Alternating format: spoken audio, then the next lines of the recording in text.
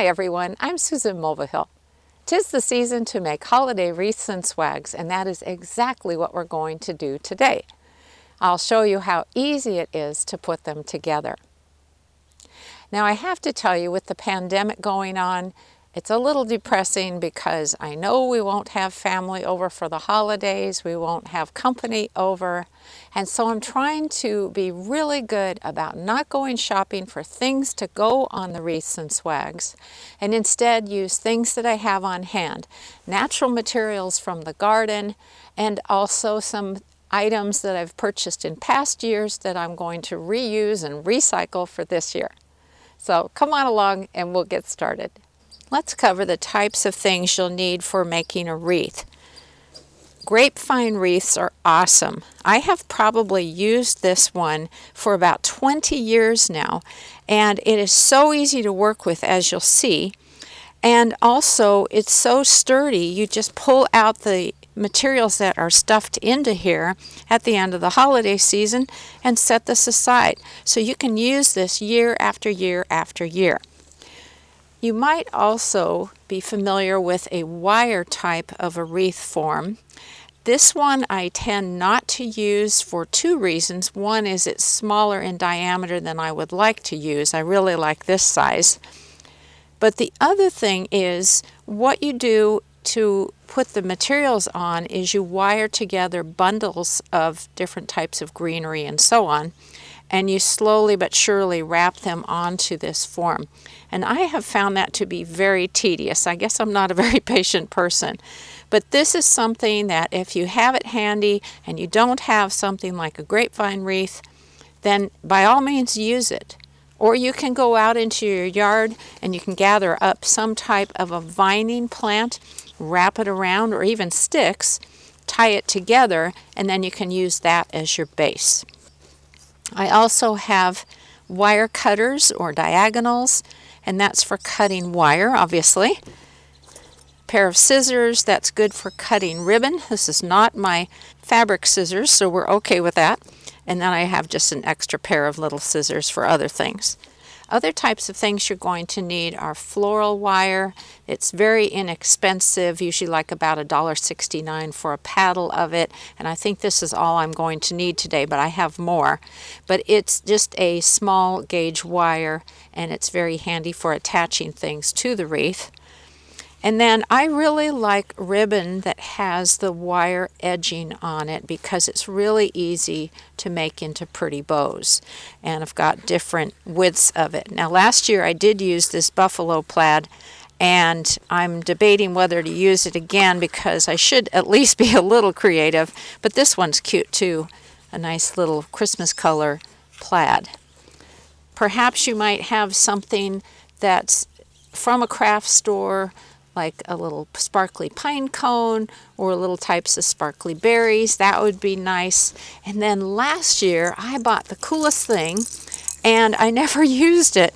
So this is actually a garland. You can see it's pretty long here. And it's got little sleigh bells on it basically. And I thought that would be really cool to incorporate into the wreath. I haven't figured out exactly how I'm going to do it. I might sort of wrap it or I might cut it apart. But this would be a great addition to the wreath. So I'm excited about using that. And last but certainly not least, I walked through our yard to see what kinds of greenery I could use to make the wreaths. And so these lovely pieces are from our bird nest spruce. I've got some pieces of Douglas fir. I've got different types of spruces, both blue spruce and the green spruce. I have some pieces from our arborvitae hedge. Those provide a lot of greenery and fluff. And then also I really like to add some evergreen types of perennials or shrubs into my wreaths. And so these are actually from our rhododendron. You can see they've got flower heads for next year. Well, at least they would be blooming next year if I hadn't taken these off. But fortunately there were tons of buds on there, so I didn't really sacrifice anything. But these always look really nice in the wreath as accents. And down in the bottom of the wheelbarrow, I have a bunch of red twig dogwood stems that should look really nice as a contrast in the wreath and in the swags. Now, if you don't have anything along these lines, don't worry about it because you can still make a lovely wreath. First of all, if you live somewhere that you don't have things like pine trees and lots of greenery, then use something that is native to your area and make something really cool. Maybe you live somewhere where you have palm trees. Use some palm branches. But the other thing you might consider doing is if you have a neighbor and they've been doing some pruning, or if you go over and say, hey, I'm making a wreath, could I carefully take a few snips of a couple of your plants? I promise I'll cut them so you'll never even know I was here. And there are very few neighbors who would turn you down on that, especially if you say, hey, and I'll make you one too. So keep that in mind. You know, I'm just showing you what I have in my yard and lots of things that will work really well. But, you know, be creative, use what you have on hand. Now, a very important tool that I completely forgot to mention is a pair of pruners, because you'll often be needing a smaller piece rather than some big branch like this. As a matter of fact, I should mention, if you have a very long branch like this, set it aside and use it in a swag if that's something that you'd like to make. So I'm going to set aside these now that I've carefully pulled them out for the wreath. Okay, finally we're going to get down to business, and I'm going to show you how to make a wreath using a grapevine wreath form, because I just love them. They're so easy to work with, but it's the same concept no matter what you use. So what I'm going to do is use small pieces like this and just push them into nooks and crannies, because I want a nice base for the wreath.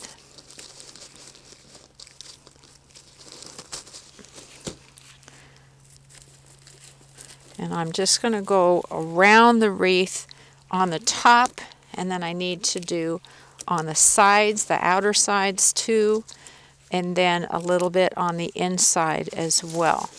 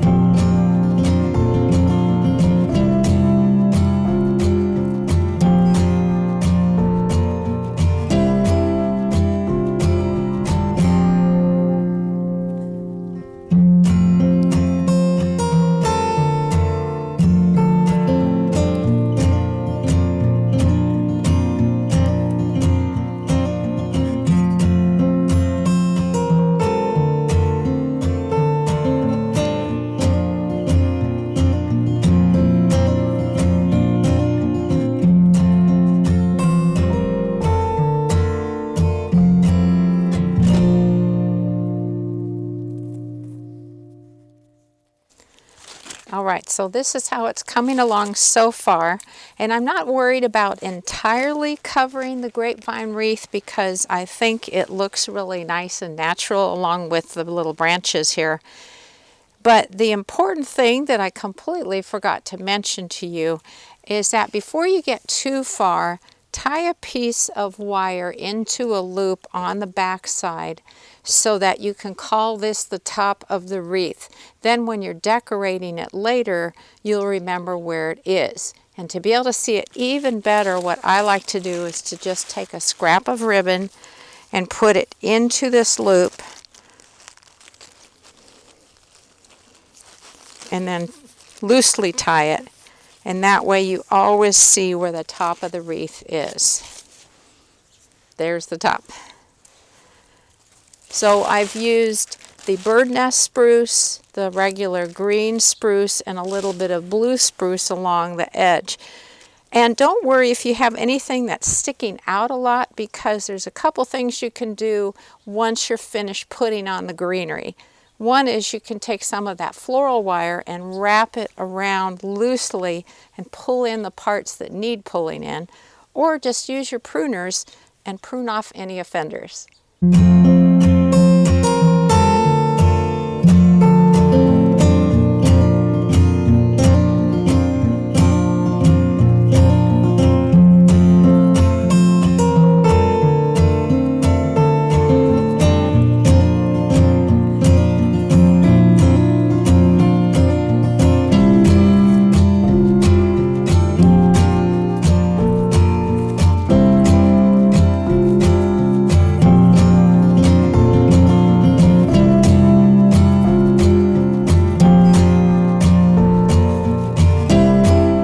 Okay, I decided I was at the point where I wanted to add in this cute Jingle Bells garland. And at first I thought, it's so long, I'm going to just loop it around from the front to the back.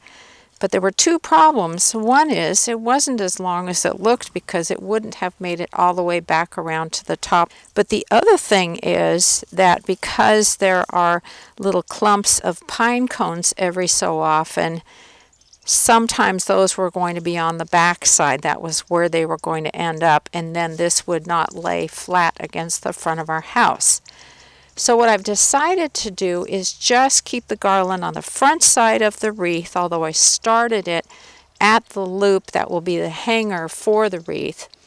And then I'm cutting some lengths of wire, and once I had this all the way across the front, I'm just going to anchor it down with the wire by tying it around the wreath, and that way it won't go anywhere. So I think that's really the best solution. Those of you who are watching probably can think of a better method, but I think this is what I'm going to have to do. And I will have a little bit left over of the end of this garland once I anchor everything down, so I'm going to snip it off, and I think I can put this as part of the swag I want to make next. So that's cool. I just got the garland anchored down, and I am really tickled with how it looks. What do you think? And you know what? I'm going to leave the bow off. I think it would detract from it. I like how it has all of the natural greenery, has a little bit of a country look to it, and a little bit of sparkle from the pine cones. So in a little bit, I'm going to hang this out on the front of the house, and we'll see how it looks. Now, before I run out of daylight, because boy, these days are short, I wanted to show you how to make a swag, and it is easy peasy. And the great thing is that you don't really need anything special for it, except for either some wire like what I've been using, the floral wire, or a really strong twine. And it would be a good substitute if you're in the same boat, you don't want to go shopping anywhere, and you don't have a wreath form. Well, with a swag, you don't need a form. So that's so easy. All you need to do is to gather together some long branches. So I've got some blue spruce, which is always really pretty, and some regular green spruce. And I'm just going to stack them together so that the ends are lined up, because they're going to be wired together to hold everything together. So I've got those. I also have some ponderosa pine branches. Here in eastern Washington, you see a lot of ponderosa pines. And what I like about them is they're bushy. They give a completely different texture, and that is what you're going for, is to have some variety. Although you could certainly use just one kind if you wanted.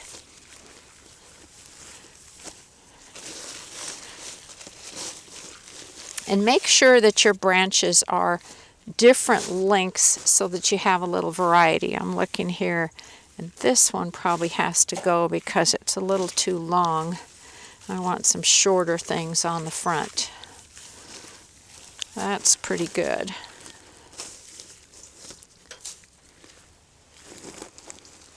And I'm going to add in some of these red twig dogwoods because I think those would look nice. So we'll add that into the mix. Maybe a couple of them. What the heck, maybe 3. They were free. Okay. Oh, it's starting to get colder. Let's see, do I want that one in there? I think I do. Okay, and you can just make this up as you go. That's the cool thing. I think that's pretty much everything I want to put in. I might put a little bit of arborvitae in the front also to add a different texture. So you can see that's a pretty good sized bundle. The next step is to wire them all together quite tightly,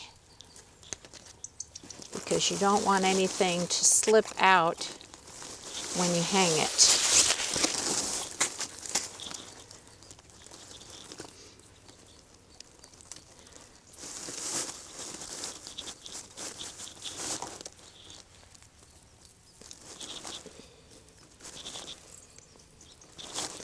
And once you've done that, what I would do is just pick it up and sort of jiggle it a little bit to see if anything falls out. Now they could be a little tighter. I'm going to undo my work here.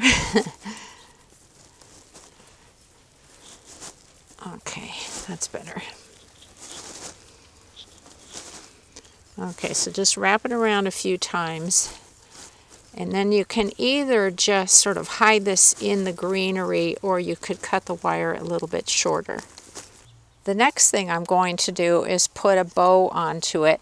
And I am recycling a bow from last year. This is with that little buffalo plaid or buffalo check.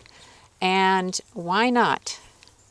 It's going to be on a gate away from the other wreaths, so it doesn't matter if it coordinates or anything. But all I'm going to do is tie the bow around it so that it's nice and secure.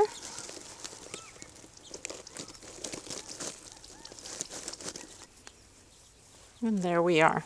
Now let me show you how it looks. And there's the swag. Isn't that easy? So just gather some greens, maybe a little extra decorations if you want. Bundle them together with wire very tightly, add a bow if you want, and then hang it on a gate or next to a door, anywhere that you want to brighten up. Well, what do you think? I'm really pleased with how this turned out, and I hope this video has inspired you to make your own natural decor for the holidays. It's practically free, and it's so worth it because it really personalizes your home for the holidays. Thanks so much for watching, everybody. It is now in the 30s, so I'm going inside where it's warm. Take care.